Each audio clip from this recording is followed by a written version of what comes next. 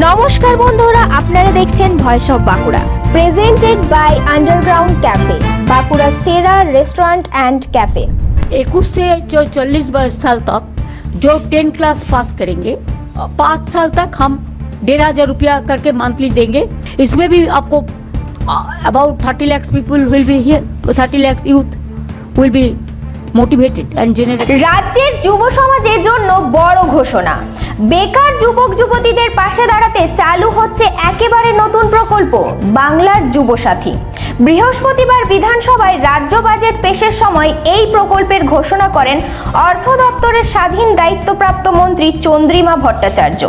এই প্রকল্পে 21 থেকে 40 বছর বয়সী বেকার যুবক যুবতীদের প্রতি মাসে 1500 টাকা করে ভাতা দেবে রাজ্য সরকার। দুপুর 2:30 থেকে বাজেট পড়া শুরু করেন চন্দ্রিমা ভট্টাচার্য। সেখানেই তিনি জানান, কর্মসংস্থানের খোঁজে থাকা যুব সমাজকে আর্থিক ভরসা দিতেই এই প্রকল্প। বাজেট নথি অনুযায়ী মাধ্যমিক পাশ করলে এই প্রকল্পের সুবিধা মিলবে। 21 থেকে 40 বছর বয়সী যারা বর্তমানে কর্মহীন তারাই আবেদন করতে পারবেন। একবার আবেদন মঞ্জুর হলে টানা সর্বোচ্চ 5 বছর পর্যন্ত মিলবে এই ভাতা। প্রতি মাসে 1500 টাকা সরাসরি উপভোক্তার অ্যাকাউন্টে পৌঁছবে।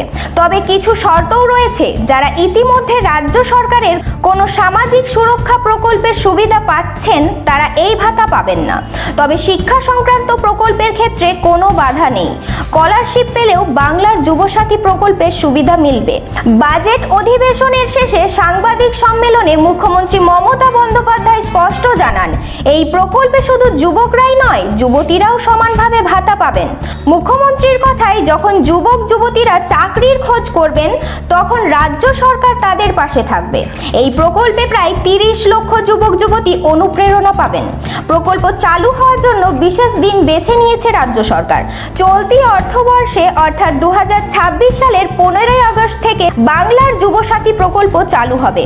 তারপরেই শুরু হবে আবেদন প্রক্রিয়া। এই প্রকল্প বাস্তবায়নের জন্য 2026 থেকে 27 অর্থবর্ষে 5,000 কোটি টাকা বরাদ্দ করেছে রাজ্য সরকার।